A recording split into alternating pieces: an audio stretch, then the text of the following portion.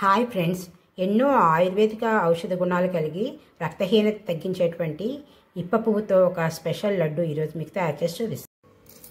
దీనికోసం ముందుగా ఒక మిక్సీ జార్లో ఇప్ప పువ్వు, గింజలు తీసినటువంటి ఖర్జూరాలు, బెల్లం వేసి మిక్సీ పట్టి పక్కన పెట్టుకోవాలి. నెక్స్ట్ ఒక ప్యాన్లో నువ్వులు డ్రై రోస్ట్ చేసి పక్కన పెట్టుకోవాలి. నెక్స్ట్ ఒక ప్యాన్లో నెయ్యి తీసుకుని నెయ్యి వేడెక్కాక ఈ డ్రై ఫ్రూట్స్ అన్నీ కూడా వేయించేసి చల్లారి పెట్టి గ్రైండ్ చేసి పక్కన పెట్టుకోవాలి. నెక్స్ట్ స్టవ్ మీద ప్యాన్ పెట్టి ప్యాన్లో నెయ్యి వేసి నెయ్యి వేడెక్కాక మనం ముందుగా గ్రైండ్ చేసుకుని పెట్టుకున్నటువంటి ఇప్ప పువ్వు వేసుకోవాలి. ఇవి ఇలా వేగుతుండగా మనం ముందుగా గ్రైండ్ చేసి పెట్టుకున్నటువంటి డ్రై ఫ్రూట్స్ కూడా ఇందులో వేసేసి బాగా ఒకసారి కలుపు. ఇవి ఇలా ఉడుకుతూ ఉండగా మనం ముందుగా వేయించుకున్నటువంటి నూపప్పు కూడా ఇందులో వేసేసి మనం వేసిన బెల్లం కరిగి పాకం వచ్చేదాకా కలుపుకుంటూ ఉండాలి. ఇది ఇలా దగ్గర పడుతుండగా ఇందులో ఇలాచీ పౌడర్ కూడా వేసేసి కలిపేసుకోవాలి.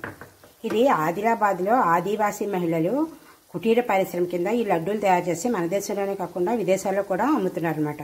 కేజీ 400 నుంచి 700 రూపాయల వరకు అమ్ముతున్నారు. ఈ లడ్డూలు మోదీ గారు కూడా చాలా మెచ్చుకున్నారనమాట. నెక్స్ట్ ఇది మనకి భద్రాచలంలో భద్రాద్రిరామయ్యకి ప్రసాదం కింద ఈ ఇప్ప పువ్వు ఇస్తారు. ఫ్రెండ్స్, ఇదైతే రెడీ అయిపోయింది. ఇంకా చల్లారిన తర్వాత దీన్ని లడ్డూల కింద చుట్టుకుంది. ఫ్రెండ్స్, ఇంతవరకు ఇప్ప నూనెతో దీపాలు వెలిగిస్తారు, ఇప్పసారా తయారు చేస్తారని తెలుసు, కానీ ఇప్ప పువ్వుతో ఇలా లడ్డూ చేస్తారని నేను కూడా గూగుల్లో చూసి చేశాను. దిస్ ఇస్ ఫస్ట్ టైం చేశాను, కానీ చాలా టేస్టీగా ఉన్నాయి. ఎక్కువ అయితే తినకూడదు, ఇవి ఎక్కువ తింటే మత్తు వస్తుంది. రోజుకి ఒకటి మాత్రమే తినాలి. మీకు అందరికీ ఈ వీడియో నచ్చింది అనుకుంటాను. నచ్చితే లైక్ చేయండి. Thank you for watching this.